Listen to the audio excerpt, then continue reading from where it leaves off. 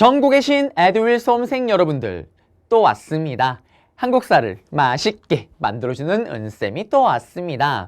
자, 이번 챕터는 62 민족유일당운동과 사회적 민족운동입니다. 여기는 지난 챕터 때 배웠던 거의 연장선상이라고 보시면 돼요. 사실은 에듀윌의 편지에 의해서 제가 원래 하던 스타일대로 강의를 못하긴 했지만 60만세 운동과 지난 시간에 배웠던 광주 학생 항일운동 사이에 신간회가 있습니다. 그 신간회를 오늘 연결해서 같이 정리를 할 거고요. 그리고 1920년대 우리는 민족주의 계열에서 했었던 일본에 맞서 싸웠던 여러 가지 민족운동을 봤습니다. 그러면 이번에는 3.1운동을 계기로 큰 인기를 끌게 되는 사회주의, 이 사회주의 사상의 영향을 받아서 사회주의 쪽에서는 어떠한 민족운동을 전개하는지 그거를 물어보고 그거를 알아볼 거예요. 자, 그러면 이제 들어가 보겠습니다. 60만세 운동인데 했던 거기 때문에 빠르게 그냥 말로 하고 넘어갈게요. 복습 차원에서. 순종의 죽음을 계기로 독살설 루머가 돌면서 사회주의 쪽과 민족주의 계열이 힘을 모아서, 그리고 학생들과 함께 힘을 모아서 60만세 운동을 준비합니다. 그렇지만 일본은 두 번 실수 안 한다 그랬죠. 사회주의자들과 그 다음에 여기 있는 민족주의 계열들 다 붙잡힙니다. 그러면서 결국 학생들의 주도로 순종의 장례식 날에 전개가 됐던 게 60만세 운동. 하지만 이것도 일본의 탄압으로 빠르게 끝나버립니다. 하지만 이게 중요한 의의가 있다 그랬죠. 처음으로 사회주의 쪽과 민족주의 계열이 만났다라고 얘기를 했습니다. 둘이 코드가 달라요. 그래서 지난 챕터 때 민족주의 계열만 따로 배웠고 이번에 사회주의 계열만 따로 배울 건데, 이때 잠깐 만나보니 괜찮다. 야, 우리 이러지 말고 같이 한번 제대로 한번 해보자 라면서 민족유일당 운동이 벌어지게 되는 거고, 민족협동전선 운동이 벌어지게 됩니다. 그 운동의 결과 만들어지는 게 바로 이 신간회가 되는 거예요. 자, 그러면 여기를 잡기 위해서는 판서로 한번 가보겠습니다. 옆으로 한번 가볼게요. 우리는 60만세 운동을 봤습니다. 60만세 운동의 결과 영향으로 민족의 하나의 당을 만들어서 운동을 하자. 그리고 민족 간에 서로 왜 이렇게 잘 부르실까요? 네, 민족 간에 서로 협동을 해서 한번 전개를 해보자 라는 운동이 벌어집니다. 그래서 이 운동의 결과 만들어졌던 단체가 요게 1926년이고요. 그리고 1년 후에 이걸 계기로 만들어졌던 단체가 오늘의 하이라이트죠. 바로 신간회가 되는 겁니다. 그러면 신간회가 만들어질 때 첫 번째 배경이 뭐가 있었냐면은 저기 있는 60만세 운동이 하나의 배경이 되겠죠.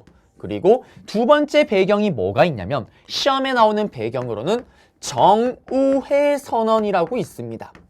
이거는 어떤 거냐면 사회주의 계열에서 발표를 합니다. 어떤 발표를 하냐? 지금 우리 사회주의자들은 위기에 빠져 있다. 왜? 기억나십니까? 사회주의가 크게 인기를 끄니까 1925년도에 일본이 치안유지법이라는 걸 만들어서 탄압이 들어갔잖아요. 그러면서 우리 사회주의자들은 위기에 빠져 있다. 그러니 이 위기를 극복하기 위해서 코드가 다르다고 해서 같이 움직이지 않았던 민족주의 계열과도 괜찮다 싶으면 손을 잡을 필요가 있다라는 발표를 합니다. 그게 바로 정우회 선언이에요. 이 정우회가 바로 사회주의 계열의 단체입니다. 여기서 민족주의 계열과도 손을 잡을 수가 있다. 필요에 따라서는 라는 발표에 따라서 또 결성됐던 게 바로 신간회입니다. 그리고 세 번째로 조선민흥회라는 조직이 있었어요. 이 조선민흥회라는 조직은 제가 푸른색으로 썼잖아요. 푸른색으로. 바로 민족주의 계열의 단체입니다. 여기에 소수의 사회주의 세력들이 있었던 거예요. 같이 한번 해보니까 괜찮네. 너도 괜찮아. 야, 우리 제대로 한번 해보자 라면서 만들어진 게 바로 신간회입니다. 그러면 이 신간회라는 조직은 1927년도에 만들어진, 국내에서 만들어진 최대 규모의 어떤 단체입니까? 너무나도 중요하게도 바로 좌우, 사회주의와 민족주의 계열이 함께 했던 좌우 합작단체가 되는 겁니다. 그리고 규모가 무려 3만 명에 이릅니다. 회원수가. 그리고 전국의 지부라 그래서 지회라 그래서 체인점이 전국에 있었고요. 그리고 우리가 오늘 조금 이따 배우게 되는 여러 가지 각종 민족운동들, 사회운동들을 지원을 합니다. 그런데 신간회가 문제가 나오게 되면 가장 잘 나오는 게 뭡니까? 자, 1926년도에 60만세 운동을 계기로 신간회가 만들어졌고, 그리고 2년 후에 1929년도에 지난 시간에 배웠던 바로 광주에서 광주 학생 항일 운동이 일어난다라고 얘기를 했습니다. 이때 어떤 스토리가 있었나요? 자, 일본이 우쭈쭈 우리를 풀어주는 2기 문화통치 시기에 2차 조선교육령을 때려서 대학교도 만들 수 있게 해준다라는 규정을 넣어주기도 하고요. 교육기간도 늘려주고요. 고등교육도 시켜준다고 얘기를 하지만 한다 안 한다? 제대로 하질 아니합니다. 식민지 교육에 대한 차별, 그 차별에 대한 분노가 빵 터진 게 바로 광주 학생 항일 운동이었고요. 그런데 결정적인 배경은 뭐였습니까? 결정적인 배경은 우리 귀여운 아름다운 조선인 여학생 희롱 사건. 여학생 2명이 수업을 마치고 집으로 가고 있었습니다. 기차를 타고. 이때 일본인이 희롱을 한다고 얘기를 했었죠. 가와이. 아시대루. 하지마요. 쓰게. 그걸 보고 있던 조선인 학생의 원펀치, 투펀치, 패싸움이 벌어집니다. 그리고 모든 책임을 다 우리 조선인 학생에게 돌렸던 일본 경찰. 그러면서 광주에 있던 학생들이 그 소식을 듣고 들고 일어납니다. 동맹휴학, 또 가두 시위를 통해서 맞서 싸우죠. 그러자 중요한 건 시험에 나오는 건 여기죠. 신간회가 어떻게 한다고 얘기를 했습니까? 이 어린 학생들이 이렇게 억울한 일을 당했는데 우리 어른들이 가만히 있으면 되겠냐 라면서 바로 신간회가 이 광주 학생 항일 운동을 널리 알리기 위해 진상조사단을 파견하게 되고요. 그리고 이 신간회가 이 광주 학생 항일 운동을 지원한다라고 얘기를 했습니다. 그래서 광주 학생 항일 운동 문제가 나올 때 샤랑샤랑 꿀랑꿍 풀어놓고 다음 민족운동에 대한 설명으로 옳은 것은 신간회의 지원을 받았다. 신간회가 진상조사단을 파견하였다. 찾으면 정답이고요. 반대로 신간회가 문제가 나올 거예요. 정우의 선언 좀 이따 사료를 볼 건데 정우의 선언을 통째로 던져놔요. 다음 같은 선언을 계기로 만들어진 단체 조직에 대한 설명으로 옳은 것은 60만세 운동 설명하고 다음 걸 배경으로 해서 만들어진 단체 조직에 대한 설명으로 옳은 것은 또 신간의 강령을 좀 봐야 돼요. 강령을 통째로 던져놓고 다음과 같은 강령으로 움직였던 단체 조직에 대한 설명으로 옳은 것을 했을 때 정답으로 제일 잘 들어가는 게 뭡니까? 여기 신간의 문제가 나올 때는 광주 학생 항일 운동을 지원하였다. 찾으면 정답입니다. 그리고 지원을 하면서 어떻게 되냐? 이 억울함을 전국에 알렸고요. 그리고 광주 학생 항일 운동이 전국적인 단위의 운동으로 뻗어나가게끔 지원을 하고 힘을 실어줬던 게 바로 또 신간회입니다. 그래서 3.1 운동 이후에 우리나라 국내에서 일어났던 가장 큰 규모의 두 번째 민족운동이 바로 광주 학생 항일 운동이 되는 겁니다. 이랬던 신간회 1931년에 코민테른 선언을 통해서 어떻게 되냐? 해산은 아니고요. 해소라고 얘기를 해요. 한마디로 흩어지게 됩니다. 깨지게 되는 거예요. 무슨 말이냐면 둘이 처음에 너 괜찮은데? 너도 괜찮아. 나도 괜찮아. 좋아. 우리 같이 한번 해볼까? 라고 만났는데 이거예요. 학창시절에 여러분들이 공부만 하는 슈퍼 범생입니다. 모범생. 그 다음에 학교 다닐 때 공부를 1도 하는 슈퍼 양아치. 나쁜 학생이 있어요. 이 두 학생이 같은 공통분모가 있어서 잠깐 친해질 수 있긴 하지만 근본적으로 학생의 어떻게 보면 역할은 공부인데 한쪽이 공부를 안 하고 계속 논다? 결이 다르기 때문에 결국 친해질 수가 없습니다. 결렬될 수밖에 없는 거예요. 사이가 멀어질 수밖에 없는 거예요. 아무리 처음엔 좀 괜찮은 것들 같이 했지만 결국에는 추구하는 이념이나 사상 자체, 기본 결 자체가 다른 거예요. 함께 할 수가 없겠죠. 그러면서 31년도에 코민테른 선언이라는 게 발표가 나요. 이게 뭐냐면 좀 어려운 얘기긴 하지만 심하니까 아셔야 됩니다. 코민테른이 당시 국제공산당 단체라고 보시면 돼요. 각 나라마다 사회주의 단체, 공산주의 단체들이 있을 거 아니에요. 그거를 아우르는 국제공산당 단체입니다. 여기서 발표를 해요. 어떤 선언 발표를 하냐?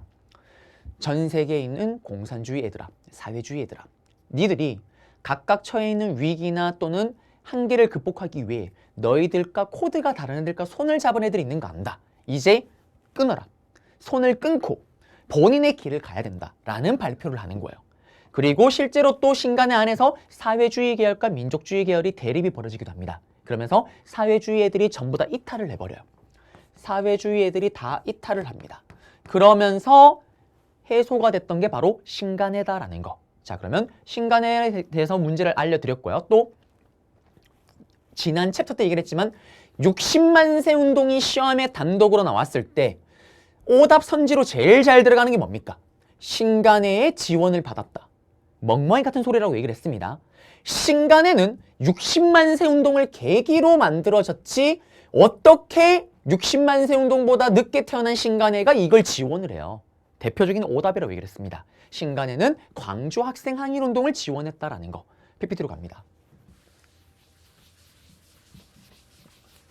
가시게 되면 여기 자 중국에서는 국공합작이라 그래서 국민당과 공산당 중국에서 둘이 같이 힘을 모아요. 그 다음에 여기는 하고 또 우리나라의 삼부통합운동 비록 하나가 되지는 못했지만 이런 민족의 하나의 당을 만들자라는 운동이 막 벌어지고 있습니다. 그리고 사회주의 계열은 지금 치안유지법으로 위기를 겪고 있는 상황 속에서 정우의 선언이 발표가 되고요. 시험에 나와요. 그 다음에 조선민흥회가 또 결성이 되면서 또 같이 한번 해볼만 하겠는데 라는 생각을 하면서 만들어지는 게 바로 신간회입니다. 보시면 정우의 선언. 보세요. 민족주의 세력에 대하여는 그 부르주아 민주주의 성기를 명예로 동맹을 한다. 그 다음에 타락되지 않는 제휴를 한대요. 제휴를. 그래서 이걸 통째로 줬을 때 다음 자료와 관련된 걸 바탕으로 만들어진 단체 조직. 신간회인 걸 알고 푸셔야 되는 거예요. 그리고 신간회입니다. 신간회는 결국 그래서 민족주의 계열과 사회주의 계열이 힘을 모은 건데 자 하나 알아야 될 게 기억나세요? 물산장려운동과 밀립대학 설립운동이 실패로 끝나면서 민족주의 계열 안에서 일본에게 타협해버렸던 친일파들이 등장한다고 얘기를 했었잖아요. 그들이 바로 타협적 민족주의자들입니다. 그러면 거기와 타협하지 않은 민족주의 계열이 있는 거예요. 그거를 비타협적 민족주의 계열이라고 얘기를 합니다. 그리고 여기 보세요. 강령이 이걸 통째로 던져놔요. 우리는 단결을 공고히 한대요. 왜 이 말이 나왔을까요? 아까 얘기했잖아요. 사회주의 계열과 민족주의 계열이 처음으로 만나본 거예요. 그러니 단결을 공고히 해야 되겠죠. 그 다음에 세 번째 조항을 보세요. 기회주의를 일체 부정한대요. 여기 기회주의는 누굴까요? 일본과 타협을 했던 자치론자들, 쓰레기 같은 일본과 타협했던 타협적 민족주의자들을 얘기를 합니다. 얘들은 친일이니까 덜어내야 된다는 거예요. 그래서 이런 강령들. 그리고 보시면은 여러 가지 강연의 연설에 막 여러 가지 활동을 합니다. 그리고 소작쟁이, 노동쟁이, 동맹형 이런 거 여러 가지 지원을 하고요. 그리고 형평운동도 지원을 좀 이따 볼 거예요. 근데 제일 중요한 거는 여기 광주학생 항일운동의 진상조사단을 파견하였다. 그렇지만 일제의 탄압과 내부 이념의 대립 그리고 코민테른 선언, 코민테른의 노선 변경으로 해소가 됐다. 그렇지만 어쨌든 국내 최대 규모의 좌우합작단체였다라는 거. 그리고 여기 보시면 이거는 신간회와 관련된 자료들이고요. 그리고 광주 학생 항일운동 아까 했던 내용들 지난 챕터 때 했던 거죠. 그리고 요거도 봤던 거고요. 자 이제 농민운동, 노동운동을 보겠습니다. 판소로 한번 가볼게요. 자 여기서 다룰 거는 뭐냐면 이제 1920년대 사회주의의 사상에 영향을 받았던 누구? 사회주의 계열이 어떤 독립운동 또는 독립운동까지는 아니더라도 어떻게 민족주의 운동을 전개를 했는지 이거를 봐야 됩니다. 그러면 사회주의 사상에 영향을 받았던 사회주의 계열이 어떤 운동을 했냐라는 건데 큰 틀에서 보면 이거예요. 농민운동과 노동운동으로 나뉠 수가 있습니다. 이들의 컨셉은 뭐라고 얘기를 했어요? 농민 노동자 한 명 한 명은 힘이 약하다. 그렇지만 농민이 여러 명이 모이면 지주를 무찌를 수가 있고 그리고 노동을 하는 노동자들이 조금씩 힘을 모으면 어떻게? 부르주아, 사장을 무찌를 수가 있다. 그리고 그들을 무찌르고 그들의 부를 엠빵받자. 그리고 최고 꼭대기에 누가 있더라? 일본 쪽발이 이 쉐끼들이 있더라. 걔들을 덜어내자라는 게 바로 이들이었습니다. 자 그러면 이들은 처음에는 중요해요. 농민과 노동자들이 처음에는 조선에 있는 노동자와 농민들이 총동맹을 결성을 해요. 이게 언제냐면 1924년입니다. 이걸 왜 정리를 했는지 알게 될 거예요. 제가 좀 이따 잡아드릴 거고. 그리고 나서 여러분도 알다시피 농민과 노동자들이 처해 있는 현실이 서로 다르잖아요. 그래서 어떻게 되냐? 같이 처음엔 했다가 야야야 근데 우리 아니 이게 약간 결이 좀 다른데 또? 약간 서로 추구하는 게 조금씩 다른데 왜냐면 처해 있는 현실이 다르니까 농민들 같은 경우는 쌀 좀 그만 가져가세요. 여기는 노동 시간을 좀 줄여주세요. 임금 좀 올려주세요. 다릅니다. 그래서 결국엔 어떻게 됐냐면 1927년대에 와서 여기서는 조선농민 총동맹이라는 걸 만들고요. 여기 노동자들은 조선노동 총동맹이라는 거를 만들어요. 각각 따로 움직입니다. 이게 언제냐면은 1927년 신간회가 만들어질 때 이렇게 각각 따로 분리해서 따로 움직이는 거예요. 그러면 시험에는 뭐가 나오냐면 농민들이 주도했던 대표적인 소작쟁이, 노동자들이 전개했던 대표적인 노동쟁이, 이것들이 시험에 나오는 거예요. 그러면 농민들이 주도했던 대표적인 소작쟁이 중에 시험에 나오는 게 뭐가 있냐면 바로 암태도 소작쟁이라고 있습니다. 시험에 쉽게 나오면 어떻게 나오냐? 암태도 소작쟁이 샤랑샤랑 꼴랑꿍. 다음 자료와 관련된 운동에 대한 설명으로 옳은 것은 정답은 2개. 사회주의 사상의 영향을 받았다 찾으면 정답. 사회주의 계열이 주도하였다 찾으면 정답이 되는 거예요. 그리고 심하기 때문에 암태도 소작쟁이를 가지고 단독으로 내기도 합니다. 이거는 쓰레기 같은 친일 지주. 이런 문제철. 아주 문제가 많다 문제철. 문제가 맞다 문제철. 이 문제철이라는 쓰레기 같은 새끼가 어떻게 암태도 소작쟁이를 일으키게 되는 근본 원인을 만듭니다. 여기가 어디냐면 암태도가 신안군, 전라남도 신안군에 있었던 암태도라는 곳인데 여기에 있던 소작농들이 친일 지주였던 문제철이 아주 문제가 있던 이 철 같은 놈이 악독같이 뜯어가는 거예요. 악독같이. 농사한 거에 막 80%씩 뜯어가고 이럽니다. 그러니까 여기서 농민들이 들고 일어나는 거예요. 소작권을 인정해줘라. 그 다음에 소작료. 뜯어가는 것 좀 그만 좀 뜯어가라. 이런 것들을 막 주장합니다. 근데 이게 왜 중요하냐면 성공해요. 성공을 합니다. 그래서 그 결과 원래 얘들이 뜯어가려는 것보다 무려 소작료를 40%나 낮추는 결과를 가져왔다라는 거. 15회차 이전에 이걸 단독으로 낸 적이 있습니다. 그래서 암태도 소작쟁이 설명 샤라샹 꿀랑꿍. 다음 소작쟁이에 대한 설명을 옳은 것은 친일지주 문제철의 횡포에 맞섰다. 그리고 소작료를 40% 가까이 인하를 시켰다. 찾으면 정답입니다. 근데 원래대로 나오면 여기 던져놓고 요걸 찾으면 정답이 되는 거고요.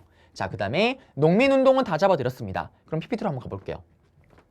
자, 배경에는 토지조사사업, 산미증식계 이런 농민들을 힘들게 하는 것들이 될 거고요. 그 다음에 사회주의의 영향을 받은 거고 처음에는 노농총동맹, 그러다가 농민총동맹으로 바뀌고요. 그리고 여기는 혁명적 노동자만 나중에 넘어갈 거고 암태도 소작쟁이입니다. 그러면서 대표적으로 여기는 단독으로 나온 적이 있어요. 엄청 오래전에. 문제철의 횡포, 그 다음에 소작료를 인하시켰고요. 결국 소작권 이전 반대를 주장합니다. 에듀윌 유료 회원만의 특별한 서비스.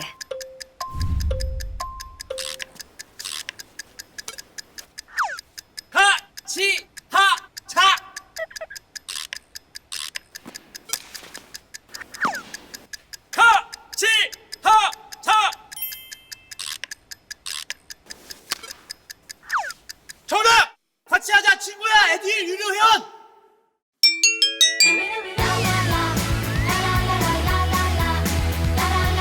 친구 소개하고 현금 받는 혜택.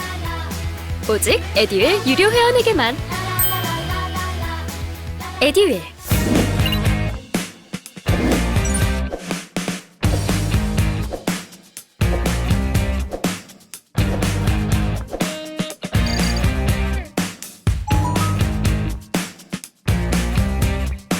그리고 40%를 낮추는 결과를 가져왔다라는 거.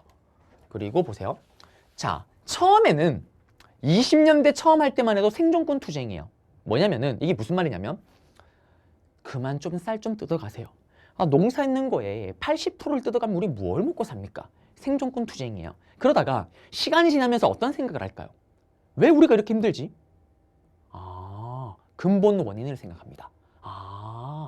일본 제국주의, 최고 꼭대기에 일본 쉐끼들이 있었구나 라면서 1930년도에는 반제국주의 항일 투쟁으로 나아가는 거예요. 그리고 폭력 투쟁으로까지 나아갑니다. 그래서 이런 식으로 흐름이 바뀌었다라는 거고 이제 노동운동이에요. 자, 노동운동 한번 또 가보겠습니다. 자, 보시게 되면 여기는 심하니까요.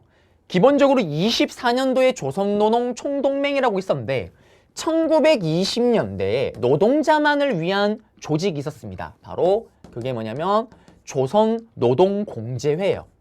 조선노동공제회가 있었는데 자기들만으로 좀 힘이 약하니까 손을 잡아봤던 거예요. 그러다가 코드가 다르니까 서로 추구하는 게 내용이 다르잖아요. 아예. 그래서 똑같이 27년도에 조선노동총동맹을 결성하게 되는 겁니다. 자, 그러면 여기도 좀 정리를 좀 하자면 자, 시험에 나오게 되면 최근의 심화 트렌드는 이거를 오답 선지로 줘요. 오답 선지로 줍니다. 그리고 조선노동총동맹도 오답 선지로 줘요. 오답 선지로. 그리고 이런 것들이 대충 시기상으로 아 이런 거구나 라는 걸 아셔야 되는 거고 중요한 거는 소작쟁이나 노동쟁이나 전부 다 투쟁혁명을 외쳤던 건데 가장 대표적인 소작쟁이, 노동쟁이를 알면 됩니다. 그러면 여기는 뭐가 있었냐면 1929년도에 30년 넘어가기 바로 직전에 원산에서 원산 노동자 총파업이라는 게 일어납니다.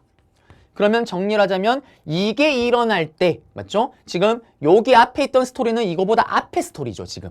자, 그리고 원산 노동자 총파업은 어떤 거냐면 라이징 선이라는 석유 회사에 일본인 관리가요 우리 한국인 노동자를 구타하고 때리고 괴롭히는 사건이 생깁니다. 당연히 임금은 똥값이고요. 그러니까 거기에 맞서서 원산에 있던 노동자들이 총파업을 해요. 중요한 건 뭐냐면 이 원산 노동자 총파업도 암태도 소작쟁이처럼 시험에 단독으로 나온 적이 있어요. 근데 원산 노동자 총파업이 출제율이 더 높습니다. 둘 중에 내라면 여기가 더 잘 나와요. 그러면 여기는 또 어떤 의미가 있냐면 다른 나라에 있는 외국에 있는 노동자들이 원산 노동자 총파업을 했던 노동자들을 격려하고 응원합니다. 그래서 국외에서 나라 바깥에서 응원 메시지를 보내주는 거예요. 국외에 있던 여러 노동단체들이 후원을 합니다.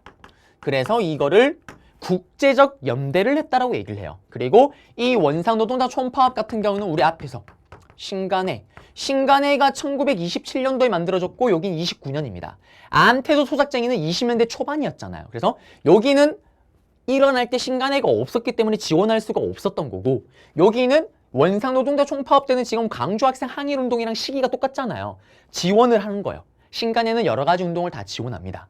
그래서 요 원산 노동자 총파업 잡아드렸고 그리고 최근에 심화에 1931년도에 있었던 평양에 을밀대라는 곳이 있습니다. 이 을밀대라는 곳에 지붕 위에 올라갔던 노동자분이 한 분 계세요. 그분이 누구냐면 강주룡이라는 노동자입니다. 이분이 평양에 고무공장에서 일을 하고 있었어요. 근데 고무공장에 예전에는 이렇게 일을 하게 되면 고무 냄새가 여러분들도 아시잖아요. 여러분들은 고무신으로 된 실내화 신어본 적이 없죠? 저는 옛날에 신었던 기억이 나는 초등학교 때 아재입니다. 잠깐 몇 년 신었던 것 같아요. 그거 불에 이렇게 타면요 냄새가 진동을 합니다. 냄새를 맡고 너무 고통스러웠다고 얘기를 해요. 그 다음에 노동자 임금이 너무 적다. 노동시간은 너무 길다. 라면서 강주롱이라는 이 노동자분께서 지붕 위에 올라가서 공중에서 높은 데서 농성을 벌입니다. 결국에는 끌려 내려오긴 하지만 그리고 끌려가서도 단식 투쟁을 또 하세요. 그러면서 31살의 이른 나이에 돌아가시게 되는데 시험에 이 광주롱의 공중노성 이 사진을 올려놓고 을밀대 강주롱 노동자 농성 샤랑샤랑 그래놓고 다음 사건이 일어났던 시기에 볼 수 있는 내용으로 오른 것은 이렇게 문제를 내게 돼요. 무슨 말이냐면 1931년이니까 31년도 30년대에 있었던 스토리를 물어보기도 하는 거예요. 그래서 이거를 시기 기준으로 물어보기도 합니다. 그래서 강주룡의 고공공성 요거는 31년이다라는 걸 좀 기억하셔야 되겠습니다. 자, 그래서 여기 다 잡아드렸고 이제 PPT로 가볼게요. 자, 보시면은 여기 낮은 임금, 열악한 노동환경. 처음에 20년대 조선노동공제. 정답이 된 적은 없지만 20년대고 그 다음에 24년도에 노농총동맹. 그리고 똑같은 것처럼 27년도 럭키세븐에 어떻게 농민은 농민총동맹, 노동은 노동총동맹. 그리고 대표적으로 시험에 나올 수 있는 게 원산 노동자 총파업, 라이징 선 석유회사. 그 다음에 일본인 감독이 구타를 했고요. 그러면서 이거 반대인데 중요한 거는 국제적 연대, 외국 단체들이 지원을 해주고 응원 메시지를 보내줬고 신간에도 지원을 했다라는 거. 그리고 대표적인 또 노동쟁이로서 노동자 강주령의 고공농성이 있다라는 거. 고공이 뭐냐면 높은 데서 농성을 했다라는 거. 그리고 여기는 1931년이다라는 걸 기억하셔야 되고요. 그리고 보시면 똑같아요. 처음에는 20년대도 노동자들이 생존권 투쟁이에요. 임금이 너무 적어요. 노동시간이 너무 깁니다. 못하겠어요. 너무 힘들어요. 근본 원인을 생각했더니 일본 놈들 때문에 그렇구나. 반제국주의 항일투쟁으로 나아갔다라는 거. 그리고 다양한 사회운동입니다. 청년들이 이런 운동을 했어요 라는 거 그냥 넘어가시면 돼요. 그리고 소년운동입니다. 소년운동은 시험에 단독으로 나올 수가 있습니다. 그리고 이 소년운동은 종교와 관련해서 묶어서 나올 수가 있는 거예요. 무슨 말이냐? 자, 일단 판서로 가볼게요. 자, 소년운동은 어떤 거냐면 우리들의 심장을 뛰게 만드는 사람이 등장을 합니다. 바로 소파방정환 선생님. 5월은 어린이날 우리 소파방정환 선생님. 우리 마음속에 노벨상을 주셔도 모자람이 없는 선생님. 사실 이 선생님이 종교단체에 소속이 돼 있었습니다. 그게 말하면 천도교라는 종교 조직의 천도교 소년회라는 곳에서 중심으로 소파방정환 선생님이 소년운동을 전개를 합니다. 자, 천도교가 제가 예전에 뭐라고 얘기를 했어요? 동학이 이름이 바뀐 게 천도교입니다. 동학이 이름이 바뀐 게. 그러면 이 천도교에는 동학과 똑같다라고 보시면 동학의 핵심 사상이 뭐였어요? 인내천 사상이잖아요. 사람이 즉 하늘이다. 나도 하늘, PD님도 하늘, 여러분도 하늘, 왕도 하늘, 노비도 하늘. 인간 평등 사상이 들어갔잖아요. 소파방정환 선생님이 이런 생각을 합니다. 소년도 하늘이다. 어린이를 위한 날을 만들어주자라고 생각을 하는 거예요. 자, 여러분들은 어린이날이라고 하면 어떤 걸 떠올리세요? 선물을 많이 떠올릴 거예요. 저는 아직도 선물을 받고 있습니다. 엄마한테요. 왜? 장가를 안 갔거든요. 장가를 안 갔으면 아직 어린이입니다. 엄마한테 선물을 받아요. 왜? 용돈도 드리는데 어린이날 선물 받을 수 있는 거 아닙니까? 그래서 매년 레고를 받습니다. 그래서 어머니도 물어보시더라고요. 넌 도대체 언제까지 받을 거니? 장가 가기 전까지 전 어린이입니다. 소년의 감성을 버리지 않을 거예요. 이렇게 신나는 날이 어린이날인데 사실은 1920년대로 돌아가게 되면 소년들, 어린이들의 대우가 정말 처참합니다. 자, 잘 떠올려보세요. 오늘날도 못 사는 나라들의 어린이들을 보게 되면 우리나라로 치면 초등학교 입학할 나이가 되는 어린이들이 어디서 일을 해요? 공장에서 일하잖아요. 맞죠? 그게 우리나라의 이 당시 때 현실이었던 거예요. 8살이 되면 엄마 아빠 손을 잡고 가방을 메고 즐거운 마음으로 귀엽게 사랑을 받으면서 학교를 등교하는 게 아니라 공장에 등교를 하는 거예요. 그러면 당연히 대우도 또 엉망진창이겠죠. 그래서 소파방정환 선생님은 이런 생각을 합니다. 어린이도 하늘이다. 그러면서 적어도 365일 중에 365일을 이들을 위할 수가 없다라면 정말 적어도 하루만큼은 이들을 위한 날을 만들어주자 라고 해서 만든 게 어린이날이에요. 그냥 만들어진 게 아닙니다, 여러분들. 그리고 이때 어린이라는 용어도 처음 만들어요. 어린이도 하늘이다. 하나의 인격체로 존중해주자라고 해서 어린이라는 용어를 이때 처음 만든 겁니다. 그리고 이 어린이들이 나중에 크게 되면 우리나라를 이끌어 나갈 인재이자 제목이자 독립운동을 해야 되는 인재들이다. 이들을 위한 날을 만들어주자. 그래서 그냥 오늘날처럼 막 선물을 받고 이런 날이 아니었던 거예요. 자, 그리고 어린이라는 또 잡지를 또 만들기도 합니다. 그게 바로 천도교 소년회 방정환 선생님을 중심으로 해서 전개가 됐던 거예요. 그러면 이게 시험에 나오면 어떻게 나오냐면 어린이날 설명 샤랑샤랑 꿀랑꿍 다음 같은 민족운동을 전개했던 종교단체에 대한 설명으로 옳은 것은 천도교 소년회니까 천도교에 대한 내용을 찾으면 정답이겠죠. 천도교 문제로 낼 때 묶어서 냅니다. 개벽이라는 잡지를 발행하였다.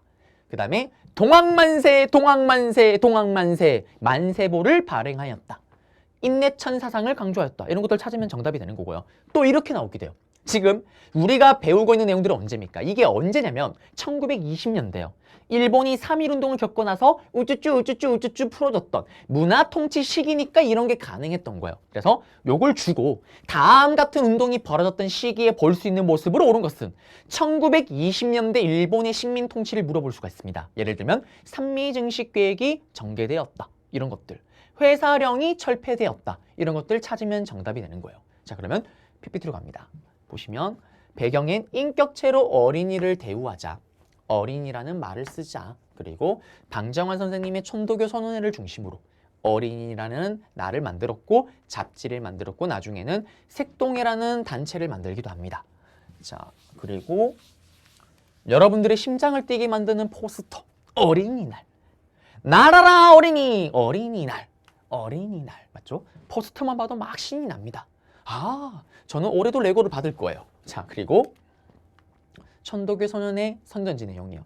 요거 주고 다음 자료와 관련된 민족운동에 대한 설명으로 옳은 것은 천도교 소년회에서 주도하였다. 방정환 선생님이 주도하였다. 어린이날을 제정하였다. 어린이 잡지를 발행하였다. 찾으면 정답이죠. 보세요. 어린 사람에게 경어를 쓰고 하나의 인격체로 대우하자라는 거잖아요.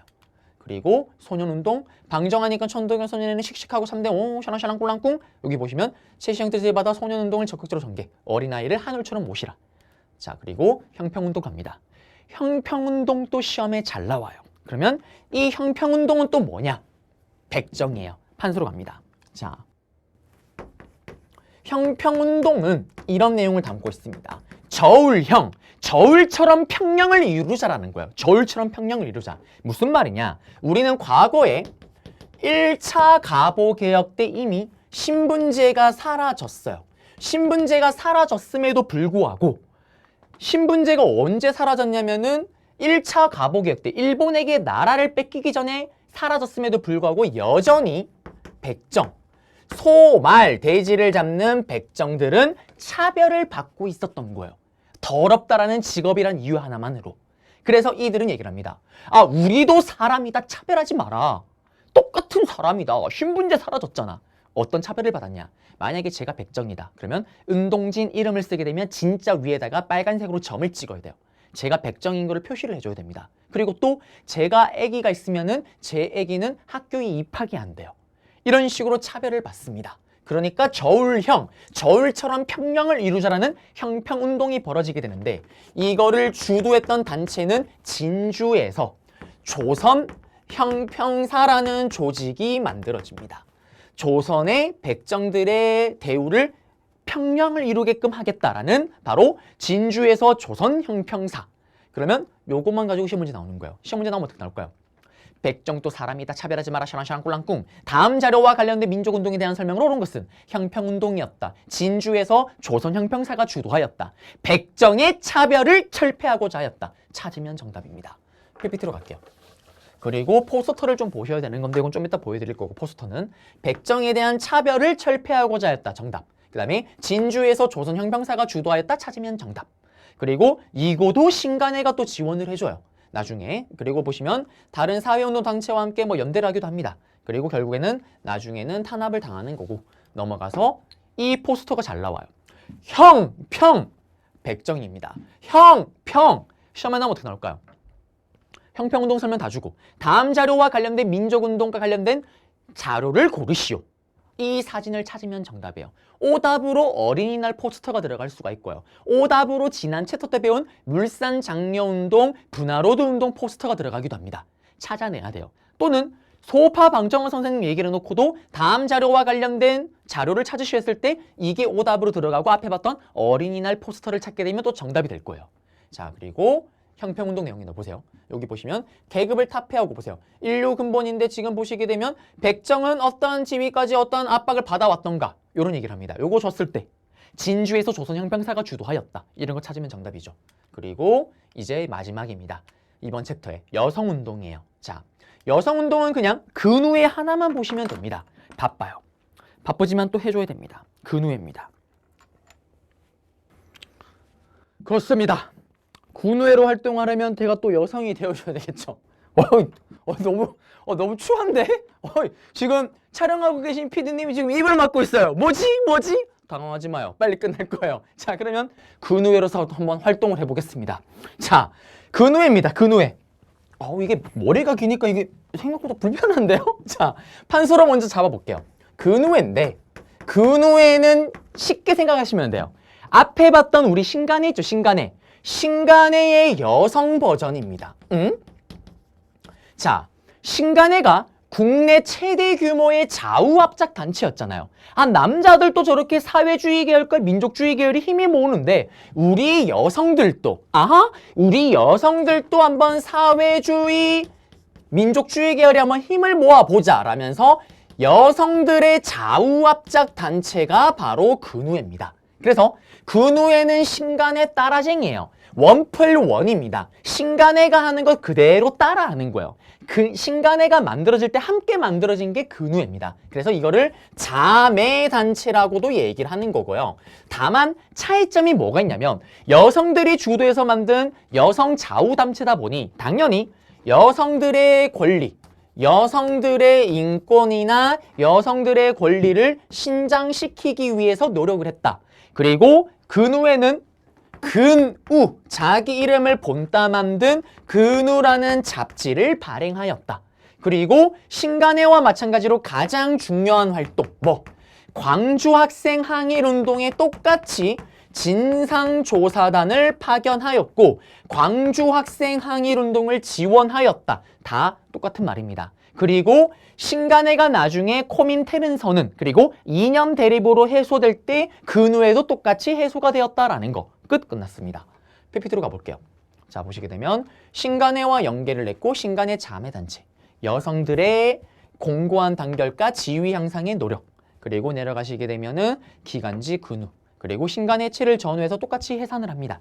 그리고 요게 근우라는 잡지예요. 예전에 시험에 나올 때 이걸 던져놔요. 근우 이거 주고 다음 자료와 관련된 단체에 대한 설명으로 옳은 것은 신간회의 자매단체였다.